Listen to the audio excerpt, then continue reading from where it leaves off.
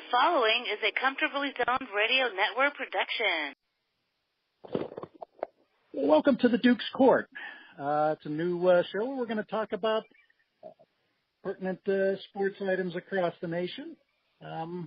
This is myself, David Finoli. I have tonight a couple of my former Duquesne cohorts, sports historian Gary Kinn and the former editor and publisher of Pittsburgh Magazine, Chris Fletcher, who is now the Chief Marketing Officer of RC21X. And tonight we're going to look back at the Penguin season that was. We're going to look forward to the NHL and NBA conference finals. And we're going to talk a little bit at the end about a sport that I personally thought was dead, but Gary has kind of fired me up again on it. A sport that seems to be thriving, and that is boxing. So, good night. How you guys doing tonight? Doing great. Glad to be here, Dave. Hey, Dave, Gary, good to catch up, fellas. Let's talk a little sports. Us Duquesne guys got a lot to say. We got good background, so this should be fun. So, absolutely. Now, Fletch, you are the Chief Marketing Officer at RC21X, which certainly has a pertinent current topic with it. Why don't you tell us a little about what you're doing there? Sure. We've created an app and also a desktop platform that allows you to really monitor how well your brain is performing. A lot of people will tell you that they're going to go get in shape, and so that means, well, we're going to go to the gym or we're going to go on a diet or something like that. But what are you doing for your brain? And that's really what we're doing. We're giving you the tools to be able to monitor how well you're doing. You set a baseline, and then you continue to check in. So you'll see how things like diet, exercise, stress, all those things affect your brain. And we named the company after Roberto Clemente. So that's where the RC21X came from. Yeah, okay. Got it. That sounds there you go. Cool. Well, that's some good work. Tonight we are going to kind of look at the end of what has been, in my estimation, the greatest run in Pittsburgh hockey history, the end of the Penguin season. Guys, why don't you give me a little kind of your thoughts about what you saw and why you think the Penguins kind of filtered out a little against Washington. Fletch, you want to go first, or how do you want to do this? Sure, I'll go first. I think one of the things, guys, they played a lot of games in the past couple of years. I think that's one thing that caught up to them a little bit. You also didn't seem to have the same sort of role players that you've had in past years. You didn't get the infusion of talent coming in from the juniors, and you had Zach Aston-Reese wasn't the same thing as Gensel coming in. It just that didn't quite work out. And I think the other thing was that the parts that they did add didn't really fit the way that they had hoped. Broussard didn't really seem to fit with this team. And the final thing is I think there's a Kessel injury that, an Iron Man award is great to be able to play all those games, but, maybe you need to look at what the bigger prize is. Absolutely. Gary, your thoughts? I would agree with all of that. I think the other night on NHL Network, I think it was Alex Tanguay said that nobody really talks about the fact that 62 more games than anybody else over the last two seasons, with the playoff runs and some of the other stuff. And I think that clearly did catch up. I clearly think, honestly, I felt something was wrong with Kessel all through these playoffs. I also felt that in the series, we know Malkin was injured in that collision with Yuri Laterra of Philadelphia. I honestly think him and Crosby, it may have been what Washington was doing, but neither one of them really had the explosiveness in this round that they had in previous playoffs or even the playoff round against Philadelphia. Washington, a far better club than Philadelphia, far better defensively, but still, we just didn't see some of the stuff that we saw from either one of those guys. Absolutely. I think the Broussard thing kind of reminded me of the Iginla thing. Remember when they picked up Jerome Iginla a few years ago? It kind of reminded me very much of that. I think, it doesn't matter what you're doing, and particularly when you're in a fluid sport like this and all of the things that are involved. It's more difficult, I think, in hockey And I think basketball is similar than it is even sometimes in football or baseball to plug somebody in and get effectiveness right away. And yeah, clearly Brassard disappointed a little bit. I mean, I think I think they probably expected more out of him. He started to come on, but it was too late by the time we got to the series. And last but not least, I mean, I think people have to be fair to Murray. I think in particular in Pittsburgh. I mean, Murray had a tough season. He had a couple injuries. I mean, his brittleness concerns me a little bit over the long term, which is why I think a veteran backup would be one of the needs. I think that if I were Sullivan, Rutherford, Lemieux, Burkle, all those guys, I'd be thinking about that a great deal. I don't know exactly what they're going to do with the goal. I mean, I don't think Jari, being a highly regarded prospect, is going to be willing to sit on the bench and play 30 games, and I'm not sure they want him to do that either. I think he might be as much a marketing piece going forward as anything. But I think, Murray was great in games 1 and game 5 or game 6 rather against Washington. He was bumpy in the middle games, but I mean, if you look at his work over a 3-year period of time, and particularly in a postseason, I mean, it's hard to criticize the guy. So, but I think he's got to be capable. I'm sorry. Well, that's okay. I think you also have to consider the one factor that comes up as far as playing, and you're making good points as far as the amount of games played over the other teams, but 19 back-to-back games led the NHL, and in reading some of Letang's comments over the last couple of days, he admitted that he believes that is one thing that affected the team badly, and he said it certainly affected him. Yep. And I think in such a sport, I understand you want to market these guys, the best team on the national media, but it was kind of excessive when you look back and see what the other teams played on back-to-back evenings. I mean, that's was it 18 or 19, Dave? That's 36 or 38 of your 82 games. There was no right. It was 19. Half the season. Yeah. Yeah, I mean, you're right. I mean, it's never perfect, and there's all kinds of things you got to deal with, I guess, as far as the arenas and stuff are concerned. But yeah, I didn't even realize that, but when you think about that is a pretty heavy load to deal with. I agree. So absolutely. And I think the challenges going forward to me are something that I don't think they have huge challenges, but I do think they have some. I don't know what you guys feel about that, but I think they have some going forward. I mean, I think luckily they're full near the cap.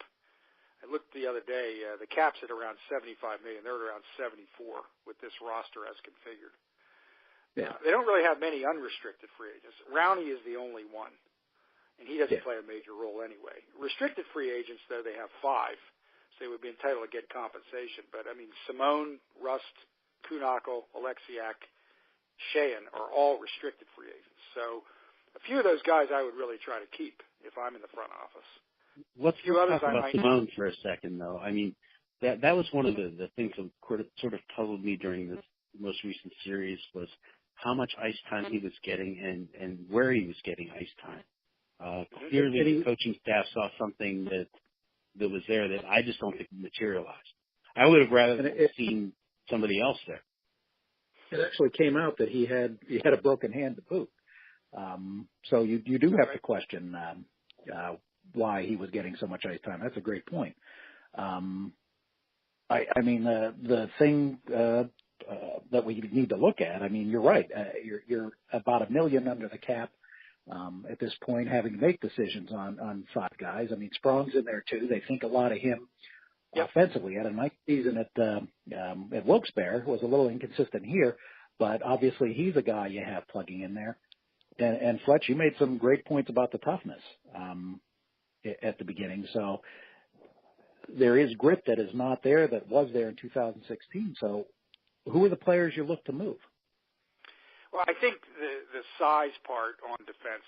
Everybody in the national media pointed this out too, whether it was the commentators on NBC Sports to the people on NHL. You just don't have Alexiak with his size gives you some of that, but they just had no really kind of deterrent at all, and that was the Cole risk of the move that they made in March. Cole was a guy that could give you that, and they gave away quite a bit to get him, and obviously to get Brassard in here, or they gave away quite a bit by giving him away, despite his contract status. But, that to me is something that I think they have to deal with. But when you're that close to the cap, Dave, you're going to have to move somebody. So, it seems to me, beyond the Simone question, which I agree, a guy that spent a lot of time in the minor leagues, fairly small, he doesn't really strike me as a big goal scorer. I don't know how you guys feel. He strikes me as a playmaker. Yeah, I agree. And then it seemed that Sullivan really lost a lot of confidence from time to time in Rust and Sherry. And I can understand that. They're fairly young guys still. We can't forget that. But they did have bumpy up and down seasons again. This is the second one in a row for Rust. I'll tell you what, Ian Cole's stuff certainly went up after leaving this team. Absolutely. Well, he gave you that extra defenseman that, Letang doesn't play the same way anymore. And, I don't know, it may be all the neck surgery and the other health problems he had. He doesn't play the same way anymore. Maybe that's smart. But then who's the deterrent? The only deterrent we had was Alexiak, who I thought I was fortunate enough to get to 3 of those games against Philadelphia, 1 in Pittsburgh and 2 in Philadelphia. And I thought he played excellent. I thought he moved the puck well. I thought he was a physical presence without taking foolish penalties. Honestly, I thought he brought Ruido up to a higher level. But he's only one guy, and he's playing only 12, 13 minutes a night. I think the biggest move that I see is I don't know exactly, have to think more about what to do. Schultz had a down year. I think he didn't have the year he had before. He was a lot better defensively. He didn't put up the points. I think somewhere in there they're going to have to figure out what they're. I certainly would try to keep Dumoulin there. I guess I still feel Letang is probably valuable from a lot of things he gives you on the power play. Schultz I have some questions about. Mata I'd like to keep. Ruido I have questions about. He's 28 years old. He's fairly small. He can move the puck, and he played well in these playoffs, but I think it honestly was because Alexiak played so well. So I don't you think know. Also that Letang was coming back from a pretty serious injury. So, yeah, exactly. So, I think maybe you may be seeing more from him next year than you did this year. Although he's going to be a year older, but at the same time, I think that there is a certain amount of recovery, and that's really virgin territory. People don't really know what that's going to be like. That kind of surgery is so major, it's amazing he's playing NHL hockey at all to me, honestly. Right, and Sullivan alluded to that when he was talking. He alluded to the fact that he wasn't sure what to expect from Letang this year, but this was about it. So it was major surgery. On the other end, you have Kessel at $7 million, and then with a no movement contract, Schultz $5 million with a limited. You're going to have to move something like that. Brassard, I truly believe Brassard was not 100% after getting injured in the regular season, and I do think that affected him for most of the playoffs. But he's a fairly affordable guy, because you need to improve this team. You're going to have to get rid of a guy making $4 million or above. I agree. I think Schultz is making an awful lot of money, and I think with his season, it's going to be a hard market to somewhere. And they have Matt Hunwick, who I think is making about $2 when I looked. He didn't play at all, so he's a real albatross, unfortunately, financially at the moment. And you're right, Brassard is fairly cheap. He didn't seem the same, Dave. I'm completely with you. He was injured the last 10, 12 days of the season. He missed all those games down the stretch. I don't think he played at all before the playoffs started. He certainly didn't look 100% either. You're right. So, but that position now, the way the game is played with the rules and everything, is so important down the middle. I almost feel like I almost feel like I have to give him. If I were in the front office, I don't know if his market value would be as high to move him right now. I honestly would give him another chance. Honestly, if they're not performing very well into the season fairly early, I think I'd probably try to be doing something. But I do think that if you take him out of that center position, Sheahan played very well. He really improved as the season went on. He played like people thought he would in Detroit. But I don't know over 82 games if he's going to give you what Brassard can give you. So I feel like in that position, I'd probably try to keep my status quo. But I do feel like on defense in particular. And I just feel that some good value could come out of, if I was playing GM here, some value can come out of one of Rust, Sherry, or Jari to get either picks or to get somebody in here. I honestly feel they're going to have to make that move. I think one of those guys is going to have to go. I don't know how you guys feel, but that's how it looks to me. Well, I definitely think you're going to lose one goalie. I think that whether it's going to be Jari we're just gonna one of those two is going to go. And you're right, Terry. I think there's some value there. The thing that's going to be really interesting for me going on with this season, moving off the Penguins for a second, is Washington. I mean, after a very emotional series where they finally beat that team that's always stood in their way, what do they have left going in against Tampa Bay? Are they going to be emotionally drained? I mean, it was a fairly physical series too, even though it didn't go 7-1-6. But I just wonder if what's left in their tank after that. Yeah, I hear that. I mean, I don't know, Dave. What do you feel about our discussion about the Penguins? Because I have some thoughts on that series coming up too. To Fletch, to answer your point about that, but I hear you on that. I think the risk is in the first couple games with what we're talking about there. I agree. One of the commentators, one of the commentators, I can't remember if it was on NHL Network when I was watching the other night, or it was the NBC broadcast, but it may have actually been Eddie Olchuk. He said, I think the risk is now that, what kind of, you're going down to a warm weather place where you're going to have a better, more comfortable day sitting there kind of recovering your body, and then you're going to go up against a talented team like this after overcoming an obstacle. I'm not as worried about that, I think, as some other people are, and that just may be my opinion, and I could talk about that in a minute. I don't want to dominate this, but I got to see the Caps 3 times this year. I got to see them here in Philly twice, and I saw them play Las Vegas down in Washington. There's a different sense I had about them, and I'm not saying that to jump on what some of the people in the national media said about, this year feels different versus Pittsburgh. I don't know if it felt different versus Pittsburgh. I think Pittsburgh's been hurt by the salary cap. I think that, the odds in professional sports where the athletes are so close, eventually it's going to catch up when you're beating someone 9 out of 10 times, even with all the different personnel changes.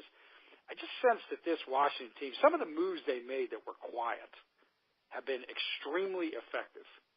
To name, this kid, Juice on defense, can moves the puck. He was a major factor at times in the series versus Pittsburgh. He's playing with Brooks Orpik, a good veteran. They picked up Lars Eller, who's a very good player, one of those guys that's never, a 40-goal scorer or a 90-point scorer, but he's a very effective face-off man, defensive center. He can play against anybody. The kid Vrana from Czechoslovakia, wherever he's from, or Croatia. I mean, he was a major factor against the Penguins in those games. I mean, on the rush with Oshie and Eller or Backstrom. I mean, this Caps team actually may be a little bit better in some ways, a little more, in my view, a little better designed for the current. I think there's much better balance than they ever had before, for sure. And I think that there's definitely some speed on the blue line that they didn't have. I was surprised how spry Orpik looked. I agree. They were faster than they certainly were last year. I don't necessarily think it was a better team myself than it was last year. I think they're faster and maybe built more for the way the NHL is going. But quite frankly, I think with Backstrom out and he's a day-to-day, but I mean, he had a big-ass cast on his wrist the other day, so I'm not sure you'll see him. And I don't think they have the power of Kucherov or Stamkos or Point. I don't think they have the bigness and speed of Tampa Bay. I really don't see them getting past a 5 or 6 game series myself. No, I think. Well, I mean, I think the biggest team in the league, when you really stop and look at it, biggest physical team. I mean, you listen to these lines: the Miller, Stamkos, Kucherov, they're all big men. Yeah. Palat, Point, and Johnson. Point and Johnson are not, but this kid Point has been a revelation. They are so fast; they're hard teams to catch. And honestly, they were the best team against Boston in that series.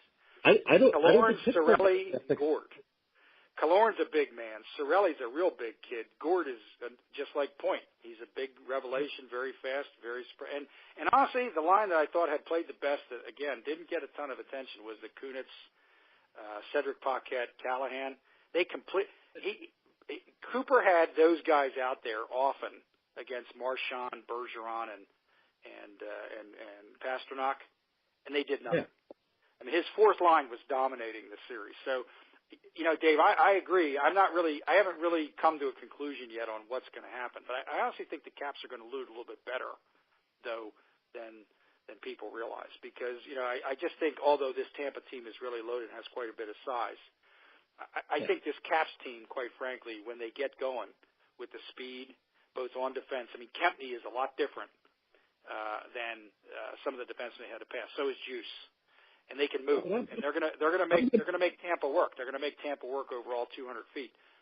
I don't think they're necessarily going to beat Tampa, but I don't think it's going to be the wipeout that some people think it is either. So I look at this Washington team as I don't think I'm going to take a weird view of it. I don't think they were as good as last year's Washington team against Pittsburgh. I think Pittsburgh missed some opportunities, and really, while I don't agree with the Ron Cook assessment that you and I were talking about earlier, Fletch, that they'll go to their grave with this loss. Pittsburgh should have won that in 5 games. When you have this Pittsburgh team last year with a lead going into the third period, would have won those 2 games. I'm definitely sure of that. I think this team looked tired in the third period of just about each game, except for Game 3. But I don't look at. I look at Washington more as getting by Pittsburgh because Pittsburgh just looked exhausted at the end, rather than I thought they were necessarily a better team than last year. They were a better team than Pittsburgh. There's no ifs, ands, or buts in that series. They deserved to win the series. But if you were talking the 2016-17 Penguins, they're closing out that series in 5 games in the third period. Well, with the number of posts that were hit, it's hard to disagree with that. With the number of posts that were hit, I thought all year long there were stretches in games where they looked gassed at times, and they certainly looked that way at times. And honestly, I hate to say it, a little bit better Murray. They left them exposed a lot. You can't let a guy who's a world-class player like Kuznetsov 3 times come down the slot unimpeded. You can't let Ovechkin come in and poke that rebound in and bat it out of the air in Game 2 or 1, wherever it was, to win the series. You can't do things like that. Penguins made an awful lot of defensive mistakes, so you're right. They probably made the Caps look a little bit better. I just think this Caps team, maybe better is the wrong word, but I just think it's a little more designed for the long term here with the way the rules are and the changes are than even the Caps teams that have piled up more points, Dave. But I hear you, though. You're right. You're right. A lot of those games could have gone to Pittsburgh if we were looking at a Penguin team in the first Cup run and the second Cup run. I don't think there's – I agree with you on that. I agree. So, Dave, going back to your original point then about this Penguin team compared to the last great Penguin team, I think I'm going to side with you on that, the fact that this may be the best, and only because what they accomplished in the salary cap era is pretty amazing. Absolutely. Well, how would you define a dynasty in the salary cap era? Well, I don't know. I think you need to have, 2. I would say it's 2 championships in 4 years. I just think that the way it is now, we're not going to see. Obviously, we haven't seen anything like the Islanders in how many years? But we all know that the NHL, the Stanley Cup, is the most difficult championship to win. I think there's no doubt about that. Yeah. So to be able to do that back to back is pretty remarkable. To be able to go in as deep as they did, even this year with the amount of games that they played, that was almost an extra season if you think about that. Yeah. And plus, let's add in some of the international games as well. So you're talking about really a full season for some of those guys. That's right. Yep. Sure. Yep. Sure. Forgot about the World Cup last year. Absolutely. So you look at what they've done. Look at all the sports. What the Patriots have done is just remarkable. Absolutely remarkable. I never thought I'd say that. And please, something came over me. I don't know what it was, but it's just it's fact. Maybe it's that third beer. I'm not sure, but I think that they don't get to do that they should because they're not a likable team. But the fact of the matter is what they've accomplished is pretty remarkable. And the Penguins winning the back-to-back too is pretty astounding. Well, it is, and if you look at it too, what a salary cap does in a playoff.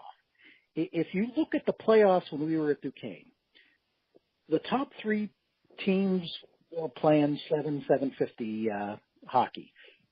And you had teams in there like the Penguins who were significantly under 500. In fact, in 91, as we recall, when they played Minnesota in the first Stanley Cup final, Minnesota was a bad team. Yeah. Who got hot during the playoffs. 500, I think. Yeah. Yep. Yeah. Yep. And if you look at the teams in this year, or you can see it throughout the salary cap era, the last 10 plus years, they're pretty much just about on your level, which means it's going to be a tougher grind in what is already, as you said before, what is already the toughest championship to win. So it becomes even more a grinding, difficult thing because of that, because you're playing higher quality opponents in the first and second round, and not just in the conference championships and the championships. So think about this also. You may see it as a possibility of an expansion team making it to the final, and it wouldn't be the first time, but it's a little bit different. I mean, in 67, 68, the Blues made it, but they put all the new teams in 1/16 division, so that really doesn't count. But I mean, when you think about what they did and how this whole thing was set up, I mean, I just think that they're going to have to look at expansion if they ever do this again, because that didn't work out real well. I mean, you think about it, all the other leagues that have had expansion teams.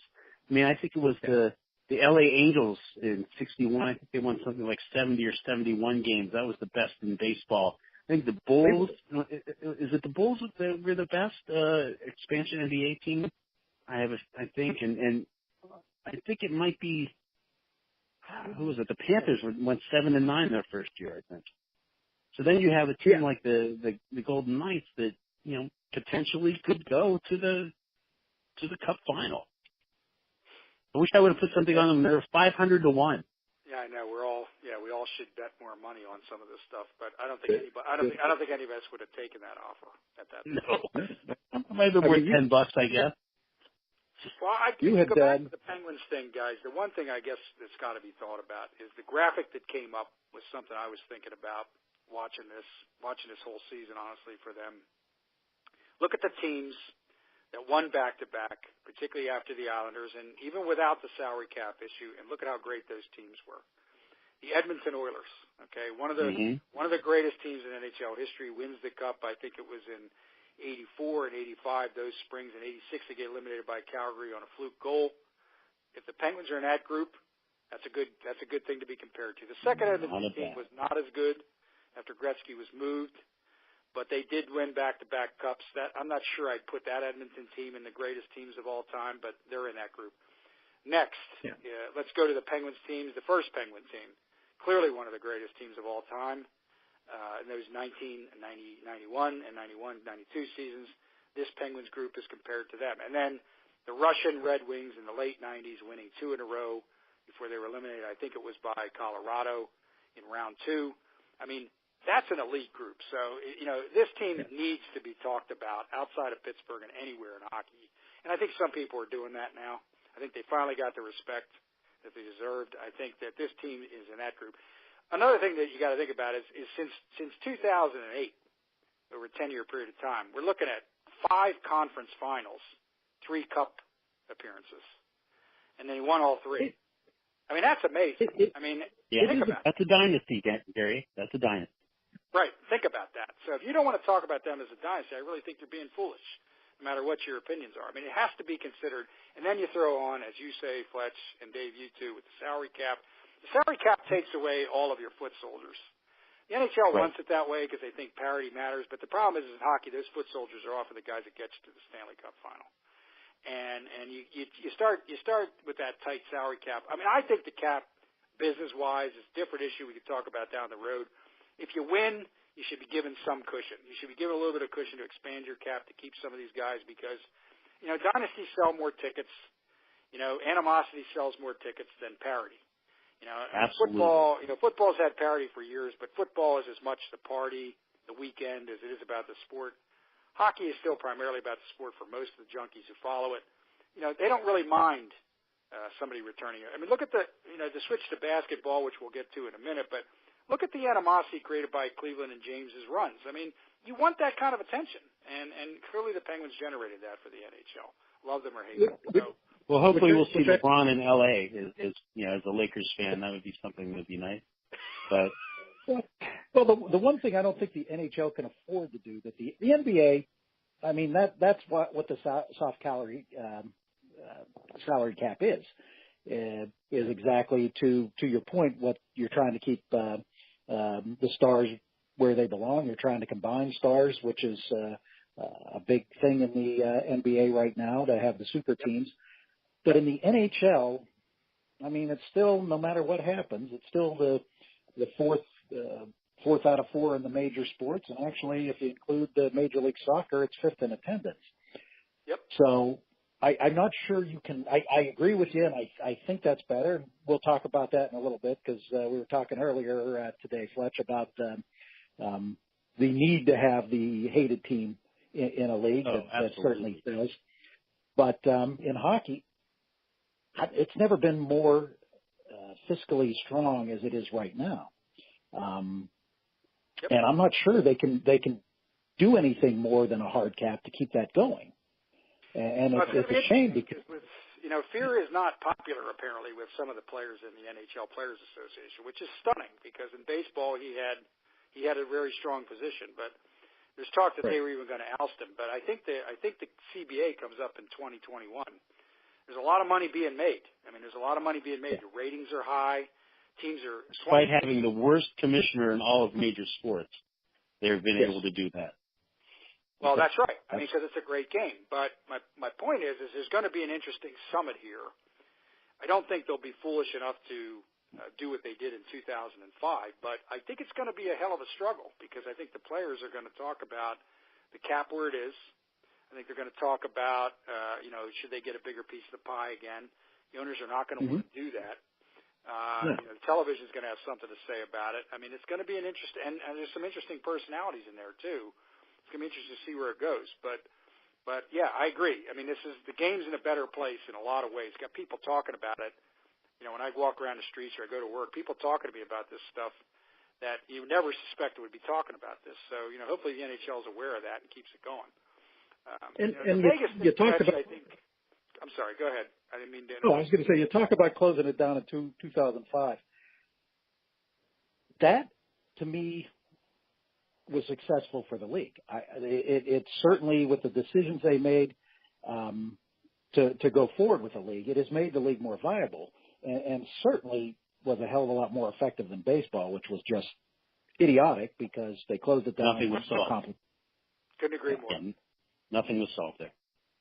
You were talking about Vegas, Gary? I was talking about baseball. Let's talk about Vegas. I could touch on that because I have some thoughts on that. This has fascinated me from the very beginning. The expansion draft, the people that they hired. I mean, I think a big part of the thing here is we have a very, very, very successful owner who has, doesn't necessarily publicize himself as much financially as like a Mark Cuban or something like that, but a guy with buckets of money. Okay, which is exactly what these leagues want in the ownership group. A guy who loves hockey, is an Army hockey guy, loves the game. Good. Then what do? We hire a coach that, although clearly is not, the guy that is going to be the right voice piece for management, but a coach that, quite frankly, the Florida team, which almost made the playoffs and has a ton of young talent, he had a lot to do with that. So we hire a coach that's a player's coach, who's a very good player himself. I'm sure you guys remember him in the 80s. Oh, absolutely. Where he could fight. He was a tremendous player, and he's a very intense player. But the players love him. And then you hire, quite frankly, Dave, your point about Washington being a better team. Washington's been one of the best teams in the league for a number of years now. George McPhee had a lot to do with that. So all of a sudden we start with, like anything else, we start with a very good owner who's dedicated to the game with quite a bit of money to do things, and we've got a very good coach respected by the players and respected by other coaches, and we've got a great GM. Now, I think that it's somewhere, like typical America to me, it ought to be somewhere in the middle. I really don't think allowing teams to only protect 15 skaters and one goalie is the right way to give an expansion team a chance to play for a position like this. I mean, it really isn't an expansion team. I mean, every one of these guys is pretty much an NHLer. I mean, look at the roster. Every one of these guys has played a regular role, other than a few exceptions, on any NHL team they were on. And the other thing, too, is and they arrive, all of them, with a little bit of a chip on their shoulders because they were not protected. I clearly think that's a factor in how they play. I mean, the watching them about 30 times this year and seeing them live about 4 or 5. I mean, it really is true. I mean, if you see them live, if you guys were fortunate to see them live in Pittsburgh, or if you weren't, but watch them even the way they play. Nothing really does phase this group. So that goes back to the coaching and the leadership group and some of that stuff. And I think that is a factor. I mean, I think already once they started out in the first 6 weeks, the way that they did, winning all those games and stuff like that, the chip actually became bigger, it seemed to me. Yeah. And I think it's propelling them. And I think, again, despite all that, the bottom line is this is a team that is designed, again, I go back to McPhee, this is a team that is designed for the current NHL. I mean, you look at every one of those lines, there's quite a bit of speed on it. They're a lot bigger than people realize. I mean, they have a bunch of forwards, Neal, Tuck, Carpenter, Reeves. I mean, and on the back line, McNabb and Englund are very big men. So is Miller. I mean, this is a team that can beat you anyway. And I mean, we all know about Fleury. I mean, he never got enough credit as it is. I mean, this is a Hall of Fame goalie. This is a Hall of Fame goalie that, quite frankly, handled it very professionally. Got shoveled out. He gets a chance to play here. He's got a good defense in front of him. He's got a team that, quite frankly, gets the puck. Reminds me of those Red Wings teams back in the 90s. I mean, this is one of the best back-checking teams in the league. You get a rush, they take the puck off of you, and they're going the other way. So, I mean, it's a very well-constructed situation, but I think when they put this Seattle franchise in or whatever they're going to do, I don't really know if I was an owner, I would say, I don't know, that wasn't a great idea. I mean, you kind of, you made it competitive, but you kind of hurt all the rest of our organizations. But I also don't think we want to go back to the Ottawa, the 1993 or those kind of situations where, quite frankly, you got a team that's really an AHL team out there. I mean, beyond the fact weren't the Mets romantic? Wasn't that a romantic team thinking of the 62 Mets, huh? But I mean, today, with the money you charge people and the TV ratings and all that, you can't do it anymore. But I think this is too much the other way. I mean, if I was an owner, I might not do it publicly, but if I was an owner in the NHL, I'd say we can't have that again. I mean, we cannot have that again. And, that really hurts. That hurts your best teams when you're taking away, again, those foot soldiers like that, Do you think they have enough to get to the final? As we're broadcasting this, we haven't seen the outcome of Nashville-Winnipeg Game 7, but do you think they have enough to get past either of those teams? Fletch, do you want to answer, or do you want me to go? I think they have. I think they have a chance. I mean, for all those reasons that Gary talked about. I mean, they've got a nice roster. They've got speed. They're smart. They're able to move the puck well. They also, I mean, I go back to that, having that chip on their shoulder. I mean, as long as that season continues to go, that becomes that's a snowball effect. I mean, you talked about having sort of that whole Herb Brooks take it to your grave thing. This is a team that you want to be in that locker room. You don't think they're fired up? I mean, I think the leadership is a lot better than – that's the thing that I think the rest of the league underestimate. I mean, Englund was a good player in Pittsburgh. He was a guy that would come here into this cauldron in Philadelphia in the years I was fortunate enough to see them come in here, and he would play hard. He would be physical and stuff like that. But, I mean, you got to start looking like to him, and I think, like Belmar and Neal. I mean, Neal was kind of he was foolish when he was in Pittsburgh. He'd take a lot of stupid penalties. He's played completely differently here. He's played physical, but he's generally played within the rules. He hasn't gotten any kind of suspension or stick fouls this year. I mean, he's a sharpshooter. I'm sorry? He is definitely a sharpshooter. He's always been. And he's always a guy that's going to get you 20, 25 goals if he's healthy or more. And absolutely. That's right. But the leadership of this group, and there's a guy, he's not going to win you the Stanley Cup. But when Pierre-Edouard Bellemare was here, they gave him an A here after only 3 seasons. He thought he was going to be here. In fact, he often said, "I was stunned. I just bought a house. They didn't protect me." He goes, "I'm happy where I am now." But, he's a veteran player that does all the little dirty work, winning face-offs, playing against some top centers and slowing them down and agitating them. The leadership of this team is a little bit better in Englund and Bellemare and Neal and Fleury than I think a lot of people expected. And I think that is going to be a factor here as they get into two teams that probably are a little bit better than them, honestly. But in my view, I kind of like the matchup with Winnipeg a little bit better, candidly. And what I mean by that is Winnipeg's a little bit more bigger and bruising. They're getting a lot of points out of Scheifele and Wheeler. And although Line is really huge, I mean, I just have a feeling that they're going to match up a little bit better if they play Winnipeg than if they do Nashville. I think Nashville has had a hard road to get here this year after playing the Penguins last year. They're coming into it a lot healthier this year. Hansen is not out; he's in there, or rather Forsberg. Fiala is healthy. They're a little bit deeper with Bonino at that third line center. I mean, I don't know about the Hartnell Fisher fourth line here. Those guys are a little bit old. But I think if they get past this game, I think they're going to give Vegas a little bit more trouble. Vegas did whip them twice in the regular season. I think outscored them 8-4. Going to be a little bit different game now, though. I kind of think they can outrun Winnipeg a little bit easier. And Hellebuck started to show some signs of a little bit of weakness as this series has rolled on. Rene's never been a great playoff goalie either. But, Nashville's got a lot of money invested, too. They're pretty full on the cap, so they kind of know they got to win. Those guys don't know all the nuances of it and don't worry about it, but they kind of know they got to win, too. So I kind of feel if Nashville moves on, as much as I hate to say it, I think they might dump Vegas. I think if Winnipeg does, despite the crowd, all that stuff that the media likes to talk about, they still got to play the game on the ice. I don't know if they match up as well. Now, could they beat Vegas into submission? Possibly, but I think the way the game has gone, it's really hard to beat what you can't catch. And a lot of that's officiating and stuff like that, but I think Vegas can do it. I think if they play Nashville, I think it's going to be a weaker chance. I think if they play Winnipeg, I think they might be playing for that cup. I really do. I think Winnipeg's defense is huge.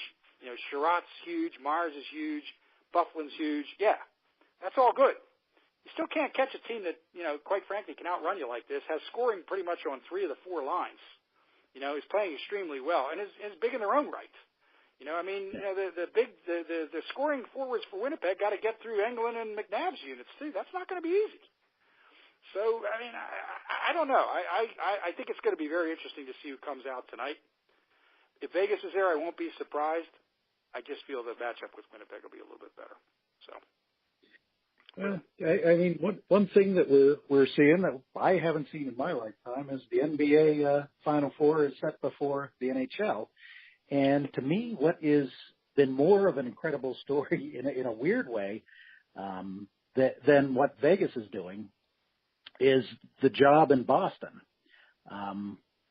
that Brad Stevens has done. Yep.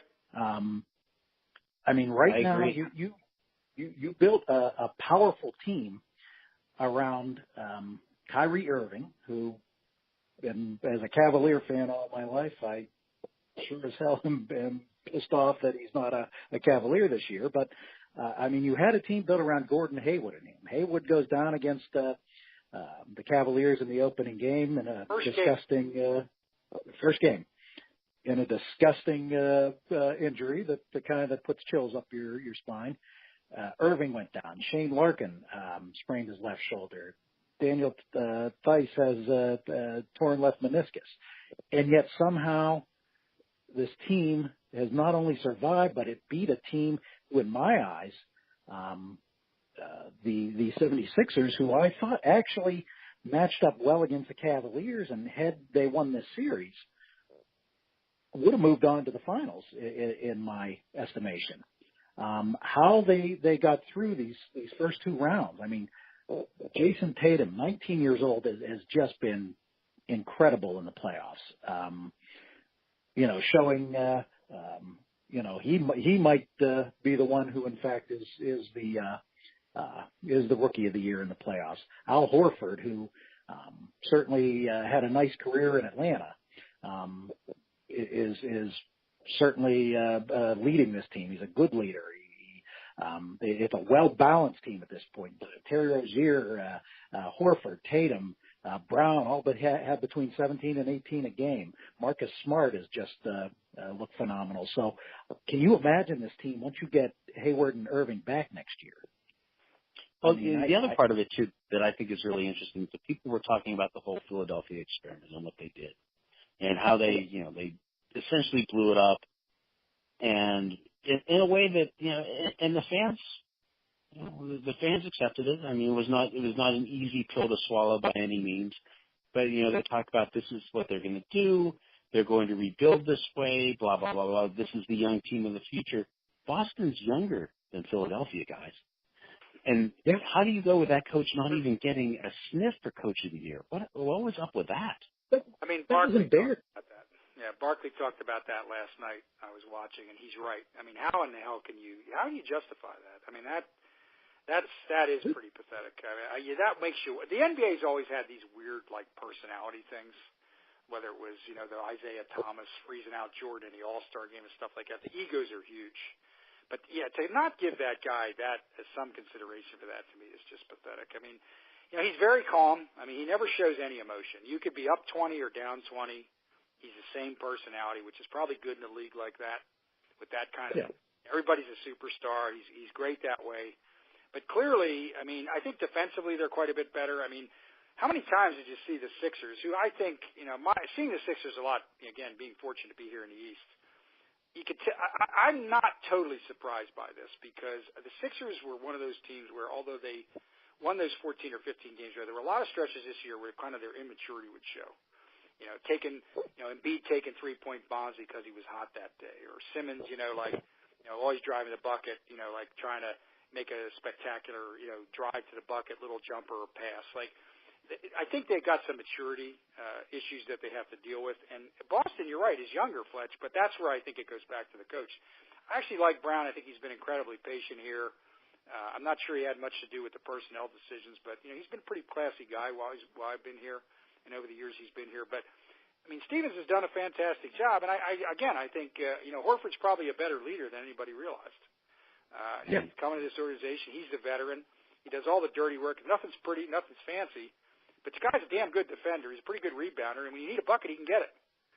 I think the kids have been amazing. And to me, 19-year-old, 20-year-old, that kind of stuff at that level of basketball with that many games after you're coming out of a couple years ago, 30-game season.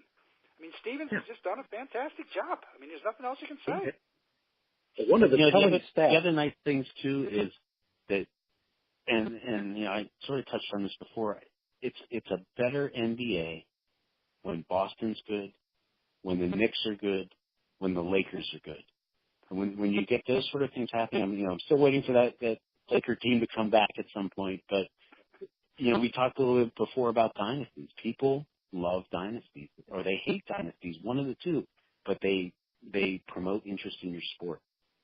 It gives the interest. Golden State at this point, who will win the NBA title this year, healthy. I have no doubt that's going to happen.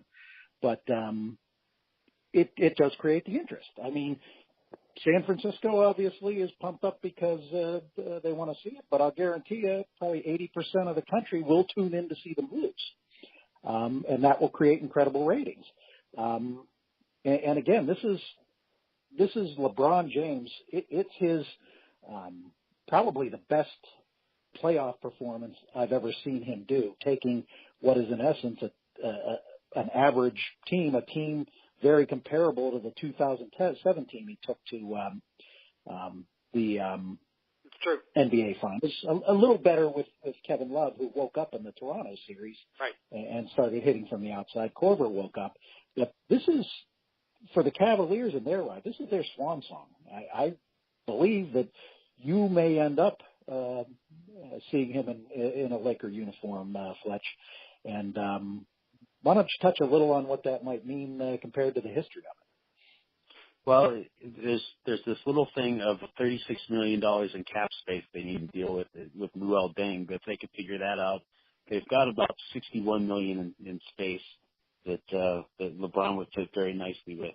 The thing that would be really interesting is for LeBron to go to the entertainment capital like that. I think that the marketing opportunities for him would be explosive there, even more than what he's doing now. I was there, I've been a Laker fan since I was a kid. So, I remember the day they landed Kareem and what that meant. And, it's just, I just think it's so much of a better league with a strong Laker team. Dave, you were mentioning about LeBron with a fairly average team around him. I mean, you think about the championship team that Kobe had with, basically Paul Gasol is the only thing he has with him, and he's able to win something like that. So, well, what does the team look like right now with LeBron around? It's a very young team, from what it seems. Is it a talented team? It's a moderately talented team. I mean, they've got some youth. It's the thing that just surprises me is, given the history of that franchise, how they were not able to reload like a Boston did and be able to attract those free agents to come there. It's as a Laker fan, I've never seen such a lean period like this where there's not even, sniffing the playoffs that much. So it's real interesting to see what's going to happen here. Could it be the post Jerry Buss leadership is effective? Definitely. I mean, there's a big soap opera in the front office. There's no question about that. Well, Kupchak just left, right? Kupchak took a job in Charlotte. Correct. Right? Correct. So, I mean, he was a pretty well-regarded, pretty smart guy, pretty well-regarded GM, and was there during that second run that you referred to. After but he also just didn't seem to have the support of the family, and that needed to happen. Well, I mean, what it comes down to in most of these franchises, what it comes down to is that if you have an ownership group, Daniel Snyder, how much money does he spend in Washington? Right. Just useless. You got to be like the Rooneys. You've got to be hire the best football guys and let them run the damn team. And if you have 2 losing years in a row, like Howard did in the early or late 1990s and early 2000s, if you believe he's a good player, or a good coach, you let him stay and you let him rebuild. And to me, that's the difference between maybe the soap opera that you're seeing out in Los Angeles and a team that is stable over the years who can keep reloading. I think that's very essential that the owners need to basically stay out, hire the best men, and let them run the team. I mean, any business where you're changing people too frequently, and particularly in kind of a decision-making or leadership role, you're going to have an issue. And yeah, the Lakers didn't really do that, but I mean, it is hard to fit. I mean, we don't live out that way, so we don't really get the kind of inside feel about it. But I mean, Magic's been awful quiet. He's obviously, he's kind of the representation of that franchise, and he's a big part of it, so he probably doesn't want to openly criticize. But, if things were going well, he'd probably broadcast it. So something's not right, it feels like to me. And, Brian said pretty much what you said, Fletch. Like, if you got to ask why you should come there, then you really don't understand the history of this franchise or even the NBA for a long period of time. He's right about that. Like, I mean, that's a place you want to be. And, James seems to be moving a little bit towards making movies, and he's on a lot of ads and stuff like that. So, it's a good possibility. I could see him doing something like that at the end of his career. I'm not sure he's going to be the same player there that he had been previously, obviously. But, I thought Kuzma was fantastic at times. He started to tail off a little bit in the late season. Kid Clarkson looked pretty good to me. Mm-hmm. They have made some big mistakes, though. Like, I mean, obviously the Russell that they traded to Brooklyn, he was really overrated, and the Howard thing was completely. I never liked Howard as a player to begin with. I mean, he's more he wants to pose more to me. He's been a great rebounder, shot blocker, but I mean, offensively, I thought he always was a liability. He's never been on too many winning teams. Certainly alienated every franchise he's been a part of. I mean, that was a mismove. I mean, they do seem to be kind of a little bit directionless. So going back to your point about the Rooneys, Dave, I mean, I'm convinced that, like the 49ers in football have lost their direction. You look at any of these professional sports, you can see the organizations that have lost their direction, whether it's in the drafting, the player personnel, the coaching staffs, the changeover personnel, and the Lakers feel a little bit like that. But I don't think it would take very long, though. I mean, in basketball, you don't need many guys. You don't need 18 or 20 skaters, and you don't need 35 guys in football. You just need a couple guys that kind of change the mood of the thing. And chemistry is a big part of it, and I think you need a coach. I mean, I think you need somebody that, I didn't love everything about Jackson, but he knew how to talk to those guys. He knew how to convince those guys to play as a unit to win those titles.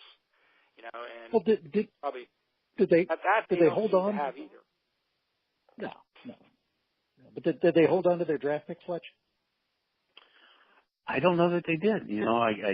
that's the other thing. I mean, I've gotten to the point now for the first time in my life that I'm not devouring the Lakers.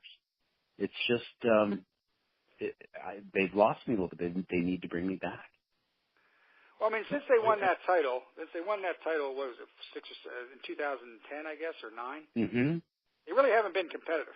I mean, they really have not been competitive since that point. And they've had a lot of stops and starts. You know, like with whether it was picking up Howard or it was Malone, even going back to Malone a little bit. He was kind of at the end of his career. They put a lot of investment in that. They're making a lot of moves that are not turning out so well. And I think the drafting, the last 2 years, I thought the drafting was pretty good.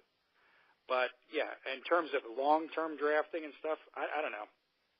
I'm not as much of an expert on this as I am a few of the other games, but it just seems, until last year with Kuzma was a huge surprise.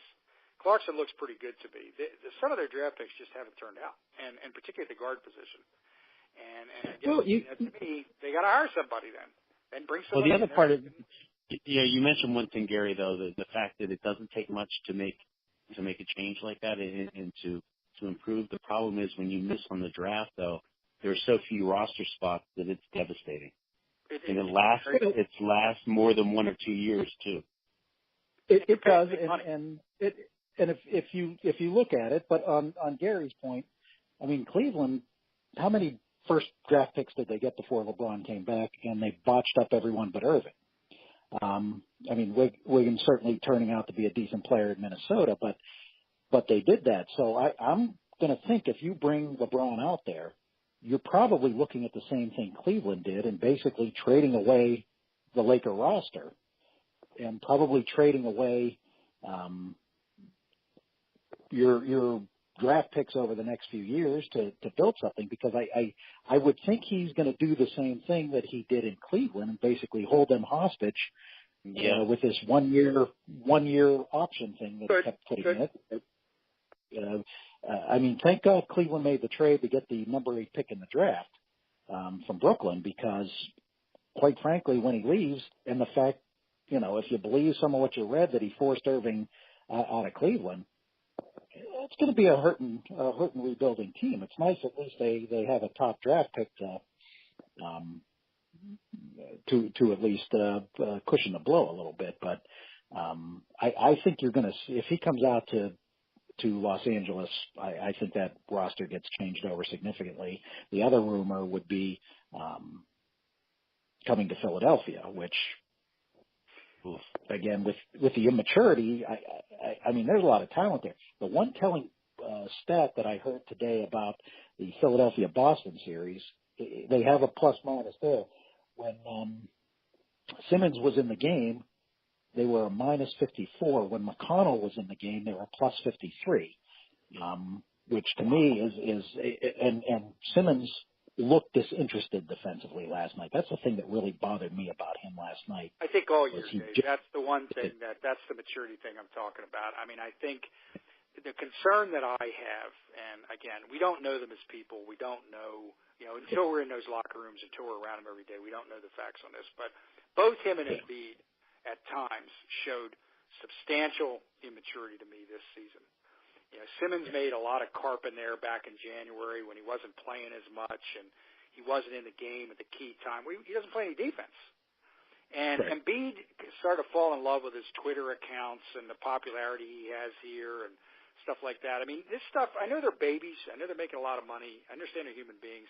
When I was 20-some years old, who knows how? Well, you guys knew me then, so who knows what I would have acted like. But you led those incredible Playboy squad to intramural success, and we all fell in behind you. There you go. I had to give you 60% of the salary I was making at Tower, so you would play on the team. Well, all right. So, but I mean, I think when you're making this kind of money and you're playing professional basketball, you really shouldn't have to be told to check the Twitter stuff and let's focus on the game today. And with Simmons, look, you're a leader on this organization. You're 6'9". You got to play a little bit of defense here, okay? I mean, that's where I'm worried. So I think a guy like James could help that, but I'm a little bit more worried about, I think the pieces they put together. This Philly team does scare me if I'm in the rest of the NBA down the road. But I do think that this front office and GM and Brown have to get to these guys a little bit and say, look at the end of the game last night. I mean, Saric tries to run a guy over. Embiid tries to run a guy over. I mean, move the ball. Move the ball in that situation. And that's the kind of stuff that I think could hurt the Sixers. So, James could come there. I don't really know what the financial situation is as far as the cap. I'm not really sure that's the biggest need to me. I think the biggest need to me is to get to those two guys and say, I'm going to show you some examples here. I'm going to show you some examples of guys that were you too.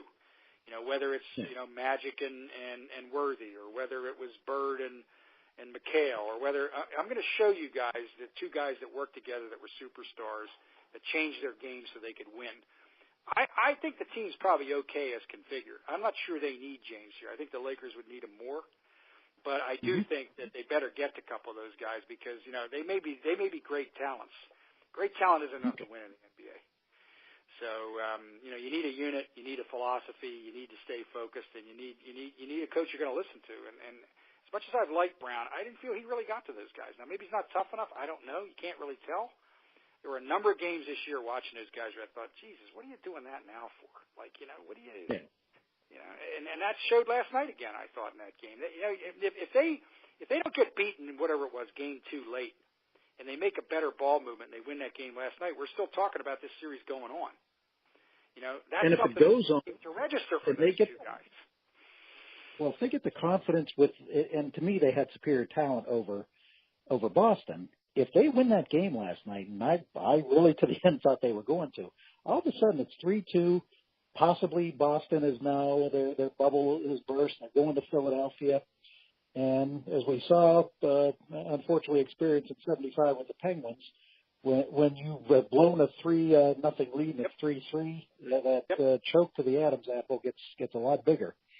Yep. But isn't it nice to be talking about T.J. McConnell? Oh, I'll tell you what a great story that is. Love the way he plays. He does all the little things. I mean, a hard-working guy.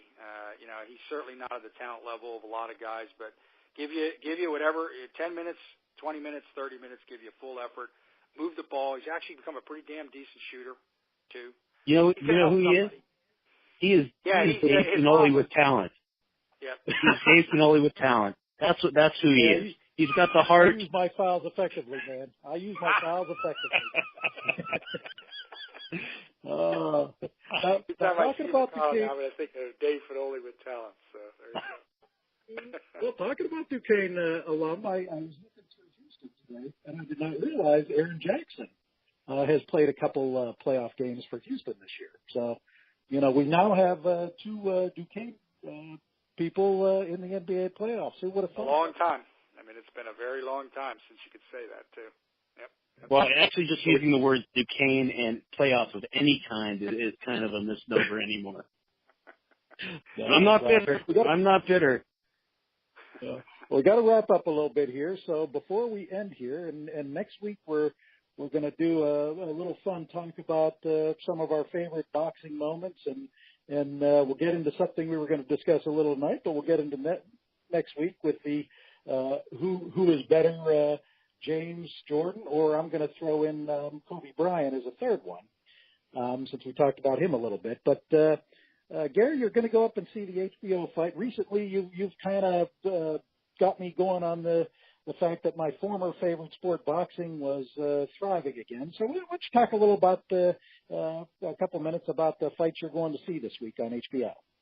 Yeah, and I also do want to touch on the other one up in New York, too, because I think that's probably one that, for the casual fan that might listen to us here, is something they probably will notice. But, yeah, I think boxing is in better shape than the national media says. I do think there are issues. I won't spend a lot of time on that here, but I think the fights on HBO this weekend are entertaining. They could very well be entertaining ones and competitive ones.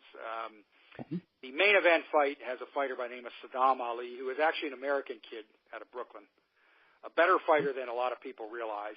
He's got some good wins. I mean, Miguel Cotto, who's a name that you guys know, I'm sure. Yep.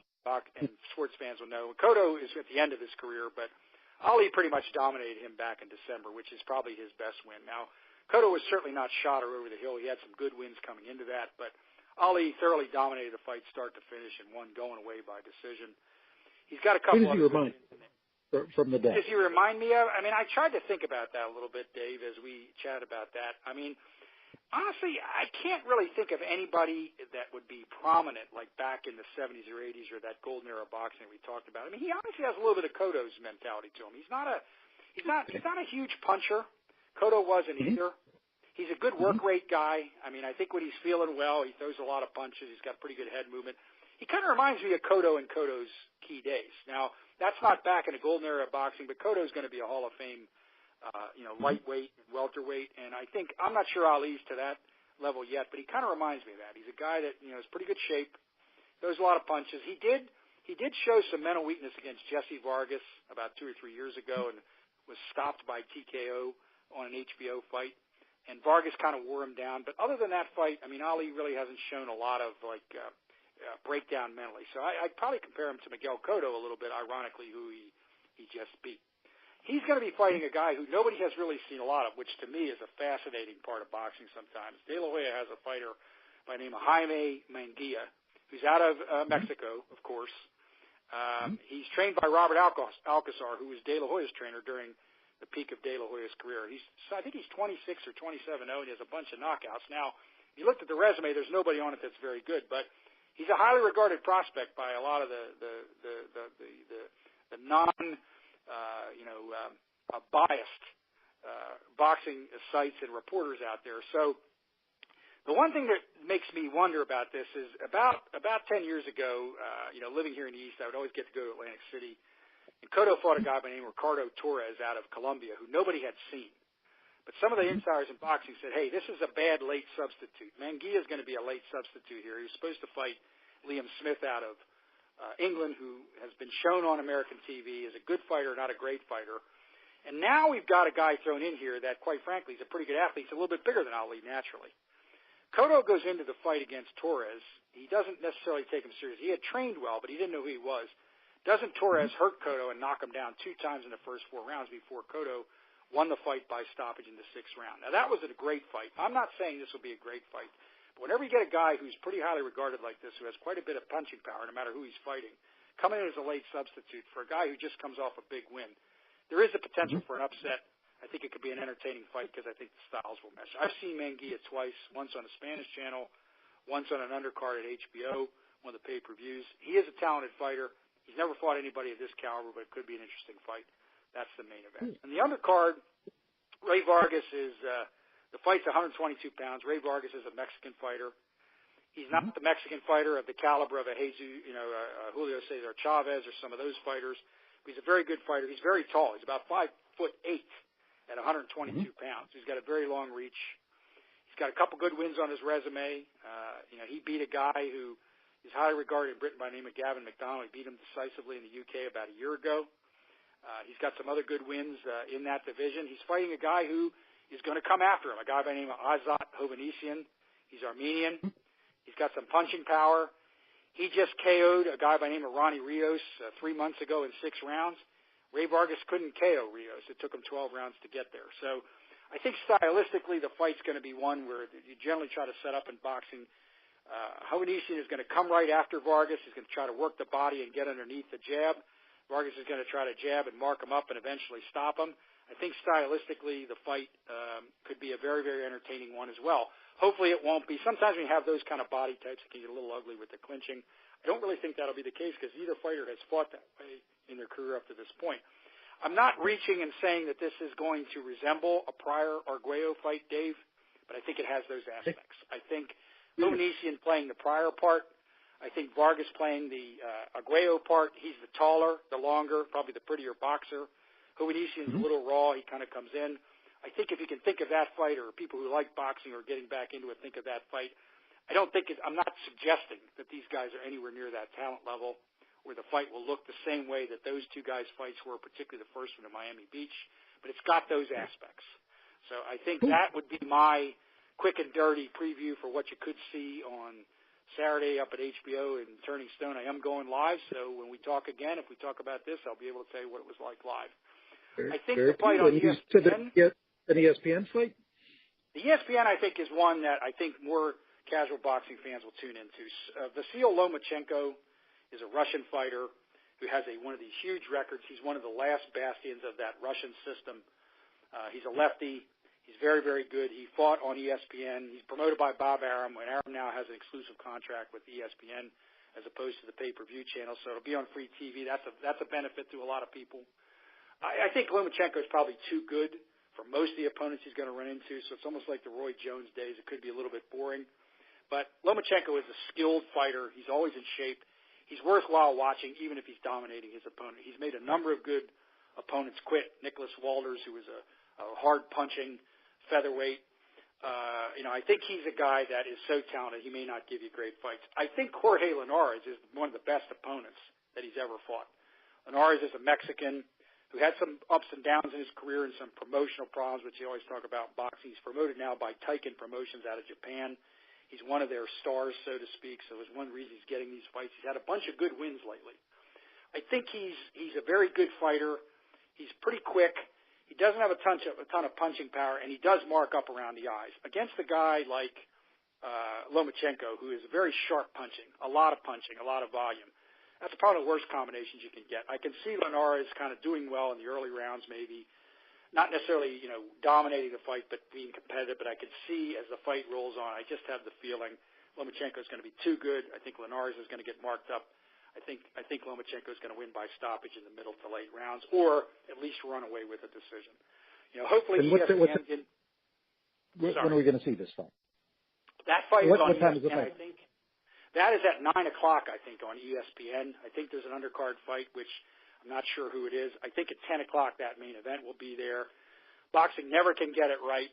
The HBO card starts at 10 o'clock, so there's tons of replays, and obviously we can DVR things these days. But the ESPN fights come on at 9. I would say Lomachenko will be in at 10, and then the HBO fights start at 10, but I'm sure they'll be replayed a number of times on Sunday or on demand. So. And Fletcher, I'm sure you remember at those HBO fights when Finoli would be asleep and drooling on the recliner. You that are pacing.